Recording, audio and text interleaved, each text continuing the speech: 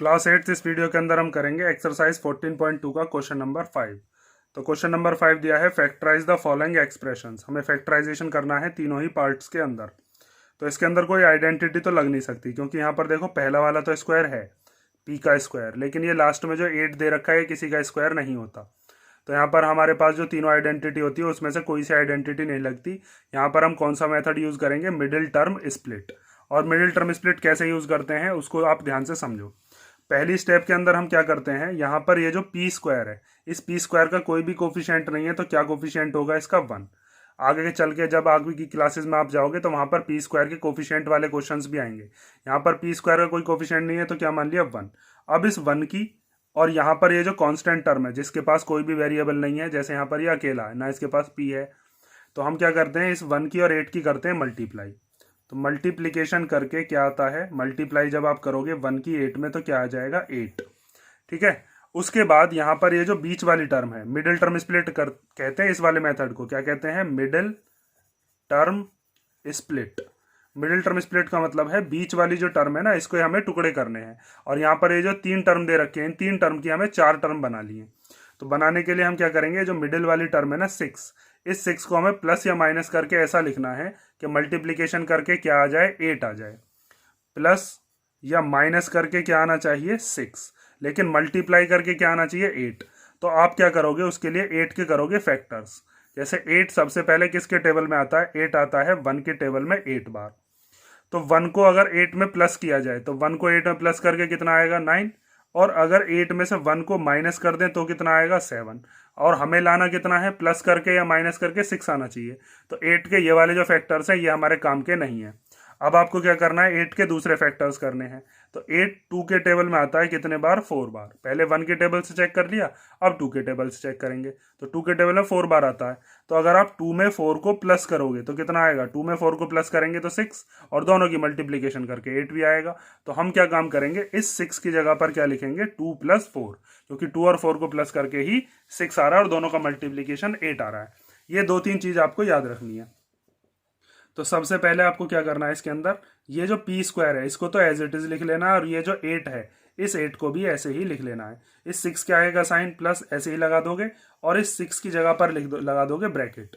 और यहाँ पर जो भी वेरिएबल है, जैसे यहाँ पर है पी, तो उस पी को हमने यहाँ पर लिख दिया। 6 की जगह पर हम क्या लिख देंगे? 2 + 4। अब जब आप 2 और 4 को प्लस करोगे 6 ही तो आएगा, और दोनों की मल्टीप्लीकेशन करोगे तो वही नंबर आएगा जो यहाँ पर 1 की और 8 की मल्टीप्लाई करके आ रहा था। 2 4 जा 8, और यहाँ पर हमने 1 8 जा किया था तो वो भी कितना आया था? 8।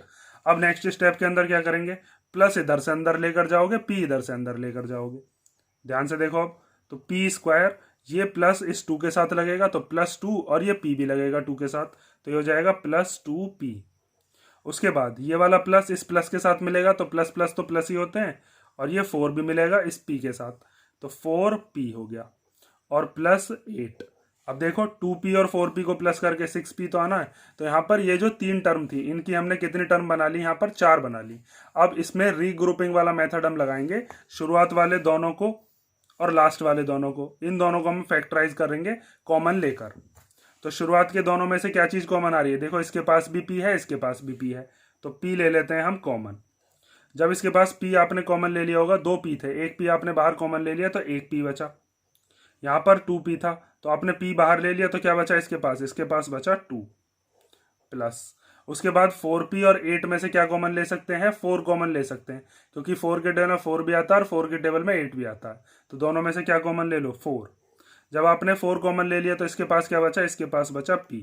और जब आप 4 कॉमन ले लोगे तो 4 के टेबल में 8 कितनी बार आता है? 2 बार। तो यहाँ पर क्या लिख देंगे हम? 2। अब यहाँ पर आपको अगर मिडिल टर्म स्प्लिट जब भी कर रहे हो और अपना आंसर चेक करना हो तो ये चीज याद रखना कि जब भी आप रीग्रुपिंग के बाद यहाँ पर इस ब्रैकेट को देखोगे ना, ये वाला ब्रैकेट हमेशा कैसा आना चाहिए? सेम।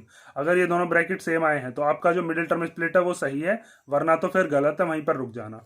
अब यहाँ पर देखो, प्लस के इधर वाले में से और प्लस के इधर वाले में से दोबारा से क्या चीज कॉमन आ रही है? यहाँ पर आ रही है p+2 कॉमन। तो p+2 को हमने कॉमन लिख लिया। जब यहाँ से p+2 कॉमन ले लिया तो क्या बचा? यहाँ से बचा p। यहाँ से p+2 कॉमन आ चुका है तो यहाँ से क्या बचा? यहाँ से बचा +4। ठीक है, समझ गए ना। इस तरीके से हम मिडिल टर्म स्प्लिट करते हैं।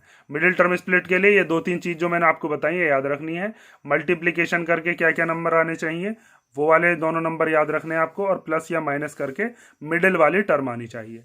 सेकंड वाला पार्ट देखते हैं, फिर थर्ड वाला, फिर धीरे धीरे आप प्रैक्टिस करोगे तो ये सब चीज़ें आपको आ जाएंगी। इसको रफ करके आगे बढ़ते हैं। देखो अब आगे सेकंड वाला। तो सेकंड वाले के आगे यहाँ पर क्यू स्क्वायर के आगे कुछ नहीं है, तो यहाँ पर भी क्या मानेंगे 1। कई बार क्वेश्चन आपको ऐसा भी मिलेगा, इसके आगे कोई डिजिट दे देगा, इसीलिए ये चीज़ याद रखना। तो 1 की मल्टीप्लीकेशन किस में करेंगे, 21 में, क्योंकि ये कांस्टेंट टर्म है। तो 1 की मल्टीप्लाई जब 21 में करोगे तो मल्टीप्लाई करके कितना आ जाएगा, 1 मल्टीप्लाई 21 इक्वल टू कितना होता है, 21। उसके बाद यहाँ पर ये जो 10 दे रखा है, इस 10 को आपको टुकड़े करने हैं। मिडिल टर्म स्प्लिट किसकी करनी है, 10 की। प्लस या माइनस करके क्या आना चाहिए, 10। तो इस 21 के आप फैक्टर करोगे। तो 21 सबसे पहले तो 1 के टेबल में आता है, कितनी बार, 21 बार। अब आप 21 में अगर 1 को प्लस करते हो तो कितना आएगा, 22।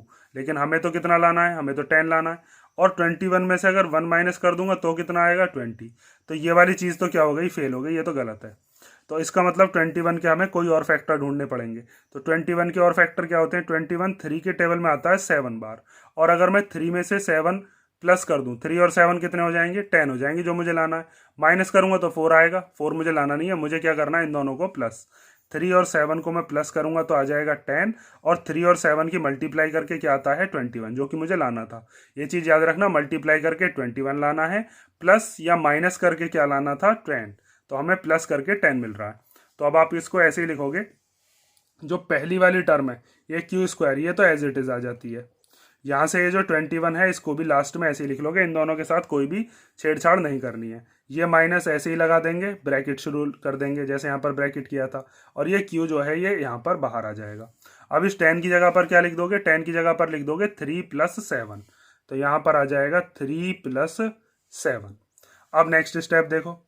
नेक्स्ट स्टेप में मैंने आपको बताया था, इधर से माइनस अंदर जाएगा, इधर से क्यू, जो भी साइन होगा बाहर, जैसे यहाँ से प्लस अंदर गया था तो इन दोनों के साइन पर कोई भी फर्क नहीं पड़ा था, क्योंकि प्लस अंदर जाकर साइन चेंज नहीं कर पाता। लेकिन माइनस जब अंदर जाएगा तो इन दोनों के साइन क्या कर देगा, चेंज। तो ये हो जाएगा क्यू स्क्वायर -3, और इसके साथ ये क्यू भी लगेगा, ये क्यू दोनों का है, तो -3Q। फिर ये जो 7 है इसके आगे का प्लस है, तो माइनस जब इसके साथ मिलेगा तो माइनस प्लस क्या हो जाएंगे, माइनस, और 7Q को आप यहाँ पर लिख दोगे, और +21। अब नेक्स्ट स्टेप देखो, यहाँ पर रीग्रुपिंग करेंगे। तो शुरुआत के दोनों में से और लास्ट के दोनों में से क्या लोगे, कॉमन लोगे। अब जैसे यहाँ पर कॉमन लिया था, तो क्यू स्क्वायर -3Q, इन दोनों में से क्या चीज़ कॉमन आ रही है, इन दोनों में से आ रहा है क्यू कॉमन। तो जब आपने क्यू स्क्वायर में से क्यू कॉमन ले लिया तो क्या बचेगा, यहाँ से बचेगा क्यू। और जब 3Q में से क्यू कॉमन आ गया तो क्या बचा, यहाँ पर बचा 3।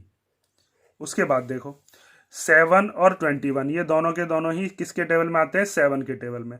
तो दोनों में से हम क्या कॉमन ले लेते हैं, 7। जब आपने 7 कॉमन ले लिया तो यहाँ पर क्या बचेगा, यहाँ पर बचेगा Q। और 7 के टेबल में 21 कितनी बार आता है, 21 आता है 3 बार। तो यहाँ पर क्या आ जाएगा, 3। 7 3 जा 21 होते हैं ना। अब यहाँ वाले ब्रैकेट पर ध्यान दो, मैंने आपको बताया था ये दोनों ब्रैकेट हमें सेम लाने होते हैं। तो यहाँ पर Q-3 है तो यहाँ पर भी Q-3 बनाना है। लेकिन हमने जो 7 कॉमन लिया था 21 में से, 21 के आगे तो प्लस था, तो यहाँ पर माइनस बनाने के लिए आप क्या करोगे, तो देखो ये जो प्लस है ना, इस प्लस के पास कितने माइनस होते हैं, इसके पास 2 माइनस होते हैं, माइनस माइनस को मिलाकर ही प्लस बनता है। तो हम इस वाले माइनस को और इस वाले माइनस को क्या ले लेते हैं, कॉमन। दोनों में से जब माइनस कॉमन लेंगे तो ये वाला जो था 7Q, इसका जो Q बचा ये कैसा हो गया यहाँ पर, प्लस का, और 21 का एक माइनस बाहर आ गया तो एक माइनस बचा। ठीक है। अब देखो जब आप -7 की दोबारा से मल्टीप्लाई करोगे अंदर, तो -7Q दोबारा बन सकता है नहीं, और -7 की जब -3 मल्टीप्लाई करोगे तो प्लस का 21 बन जाएगा। तो इन दोनों में से जब माइनस कॉमन लूंगा ना, तो इस वाले का और इस वाले का साइन क्या हो जाएगा, चेंज। इसका साइन हो गया प्लस और इस वाले का साइन क्या हो गया, माइनस। ये चीज़ समझ गए होगे। और क्यों किया है, क्योंकि ये दोनों ब्रैकेट हमें कैसे लाने होते हैं, सेम, तभी तो ये दोनों कॉमन आ पाएंगे। तो यहाँ पर Q-3 क्या आ जाएगा, कॉमन, क्योंकि माइनस के इधर भी है और माइनस के इधर भी है। तो यहाँ से जब Q-3 कॉमन आ गया तो क्या बचा, यहाँ से बचा Q। और जब यहाँ से Q-3 कॉमन आ गया तो यहाँ से क्या बचा, यहाँ से बचा 7। 7 के आगे वाला साइन माइनस। समझ गए। अब ऐसे ही हम देखते हैं थर्ड वाला पार्ट। तो थर्ड वाले पार्ट में भी आपको यही अप्रोच रखनी है। पी स्क्वायर क्या है, कुछ नहीं है, तो क्या मान लेंगे हम 1। और 1 की और 16 की क्या करेंगे, मल्टीप्लाई, क्योंकि ये कैसा टर्म है, ये है कांस्टेंट। तो 16 की जब 1 में मल्टीप्लीकेशन करोगे, तो मल्टीप्लीकेशन करके तो 16 ही आएगा। 1 इंटू 16 कितना होता है 16। और ये जो मिडिल वाली टर्म है ये लानी है हमें, 6 लाना है। मीन्स प्लस करके या फिर माइनस करके क्या आना चाहिए 6 आना चाहिए। ठीक है, अभी यहाँ पर प्लस माइनस में दोनों बता देता हूँ, लेकिन यहाँ पर ये जो कांस्टेंट टर्म है ना इसके आगे का साइन कैसा होता है माइनस, तो माइनस करके ही आएगी वो टर्म। जैसे यहाँ पर देखो, यहाँ पर 21 के आगे कैसा था प्लस, तो यहाँ पर इन दोनों को प्लस करके आया। यहाँ पर 8 के आगे कैसा था प्लस, तो इन दोनों को प्लस करके ही आया। लेकिन कई बार क्या होता है क्यू स्क्वायर अगर उसने साइन चेंज कर दिया तो गड़बड़ हो जाती है, इसलिए मैं यहाँ पर प्लस माइनस दोनों से बता देता हूँ। ठीक है, ये चीज़ आप ध्यान रखना। अब आगे देखो, तो हमें 16 लाना है मल्टीप्लाई करके, और प्लस या माइनस करके क्या लाना है 6 लाना है। तो आपको 16 के फैक्टर्स करने आने चाहिए। तो 16 पहले 1 के टेबल में आएगा 16 बार। ठीक है, 1 से चेक हम इसलिए कर रहे थे क्योंकि कई बार हमारे पास आगे चल के अगली क्लासेस में ऐसे क्वेश्चन भी आएंगे कि जहां पर हमको इन्हीं से ही हमारा जो क्वेश्चन है वो सॉल्व हो जाएगा। तो अब देखो 1 और 16 को जब आप प्लस करोगे तो 17 आएगा, और 1 और 16 को जब आप माइनस करोगे 16 में से 1 तो कितना आएगा 15। लेकिन हमें तो कितना लाना है 6 लाना है। तो आप क्या करोगे 16 के दूसरे फैक्टर करोगे, ये चीज़ तो फेल हो गई क्योंकि 1 + 16 आ रहा था 17 और 16 - 1 कितना आ रहा था 15, और हमें लाना है 6। तो 16 के और फैक्टर्स देखते हैं। तो 16 उसके बाद किसके टेबल में आता है 2 के टेबल में 8 बार। तो 2 और 8 को जब हम प्लस करेंगे तो कितना आएगा 10। लेकिन अगर मैं 8 में से 2 को माइनस कर दूं तो कितना आ जाएगा 6, और मुझे 6 ही लाना था। ठीक है, तो हम यहाँ पर ये जो 6 है इस 6 की जगह पर क्या फैक्टर लिखेंगे 8 - 2। देखो तो अब आगे क्या करना है, पी स्क्वायर को तो एज इट इज लिख लोगे, ये जो माइनस का 16 है इसको भी एज इट इज लिख लो, ये वाला जो प्लस का साइन है इसको एज इट इज लगा लो, ब्रैकेट लगाकर पी उसके बाहर लिख दो। ठीक है, सब चीज़ ऐसी कॉपी कर दी। अब यहाँ पर ये जो 6 है इसकी जगह पर क्या लिख देंगे 8 - 2। तो यहाँ पर आ गया 8 - 2। अब आगे देखो, प्लस अंदर जाएगा इधर से, पी इधर से जाएगा अंदर। यहाँ पर 16 थोड़ा पास में लिख दूँ, इतनी दूर लिख दिया। आगे देखो, तो ये हो गया पी स्क्वायर प्लस 8 के साथ p लगेगा तो कितना हो जाएगा 8p। और यहाँ पर ये प्लस ये माइनस मिलके तो क्या हो जाएंगे माइनस ही रहेगा, क्योंकि मैंने बताया भी था प्लस अंदर जाकर इन दोनों के साइन चेंज नहीं कर पाएगा। माइनस जब अंदर गया था तो दोनों के साइन चेंज कर दिए थे, यहाँ पर प्लस जब अंदर गया था तो दोनों के साइन वही रहे। तो यहाँ पर भी 8 प्लस का था तो प्लस का ही रहेगा, और 2 जो है माइनस का वो भी माइनस का ही रहेगा। और फिर माइनस का 16 एज इट इज़ लिख दिया। ये p दोनों का था तो a पर इस पर 8 पर भी लगा दिया और 2 पर भी लगा दिया। अब आगे देखो, रीग्रुपिंग वाला मेथड लगाते हैं। इसके अंदर शुरुआत वाले दोनों में से कॉमन लो और लास्ट वाले दोनों में से कॉमन लो। तो शुरुआत के दोनों में से क्या चीज़ कॉमन आ रही है p कॉमन ले लिया। यहाँ पर p स्क्वायर था, मीन्स p 2 बार थे, एक p आपने ले लिया तो एक p बचा, तो p लिख दिया। इसका p जब कॉमन आ गया तो यहाँ पर क्या बचा 8। उसके बाद 2 और 16 दोनों ही 2 के टेबल में आते हैं, तो दोनों में से क्या चीज़ कॉमन आ सकती है 2 कॉमन आ जाएगा, 2 कॉमन ले लेते हैं। 2 के टेबल को जब आपने बाहर ले लिया तो यहाँ पर क्या बचा, यहाँ पर बचा बस p। और 2 के टेबल में 16 कितनी बार आता है 8 बार, तो यहाँ पर लिख दिया 8। अब आप यहाँ पर देखो ये p और 8 दोनों के दोनों कैसे आने चाहिए प्लस के, लेकिन यहाँ पर तो दोनों डिजिट कैसी हैं यहाँ पर माइनस की। तो आपको क्या कर देना है, दोनों का जो माइनस है वो ले लेना है कॉमन। जब माइनस हम कॉमन ले लेंगे तो दोनों के ही साइन चेंज हो जाएंगे। माइनस जब अंदर जाता है ना, जैसे यहाँ पर माइनस अंदर गया था तो भी साइन चेंज करता है, और माइनस जब हम कॉमन ले लेते हैं तो भी साइन चेंज कर देता है। तो ये जो 2p का जो p बचा है ये प्लस का हो गया, और 16 में से जब 2 कॉमन ले लिया बचा 8 तो वो भी कैसा हो जाएगा प्लस का, और इन दोनों का जो माइनस है वो बाहर आ चुका है। जब देखो -2 की p में करोगे तो -2p आ जाएगा, दोबारा ये नहीं आएगा। और -2 की जब आप 8 में करोगे प्लस वाले में तो माइनस प्लस माइनस हो जाएंगे, और 2 8 जो 16 हो जाएंगे, तो -16 दोबारा से आ सकता है। अब माइनस के इधर वाले में से p + 8 और इधर वाले में से p + 8। आंसर चेक करने के लिए मैंने आपको बताया ये वाला जो ब्रैकेट है ना सेम आना चाहिए, जैसे इसमें ये सेम आ रहा था, इसमें ये सेम आ रहा था। तो यहाँ पर आप लिख दोगे p + 8, ये तो क्या आ गया कॉमन। p + 8 जब कॉमन आ गया तो यहाँ से क्या बचा, यहाँ से बचा p + 8 जब कॉमन आ गया तो यहाँ से क्या बचा, यहाँ से बचा -2। ठीक है, ये आ गया आपका कौन सा question number 5 factorization middle term split से। और इसी के साथ ये आपकी एक्सरसाइज 14.2 कंप्लीट हो गई। नेक्स्ट वीडियो के अंदर हम देखेंगे एक्सरसाइज 14.3 जिसके अंदर हमें डिविजन्स सीखने हैं।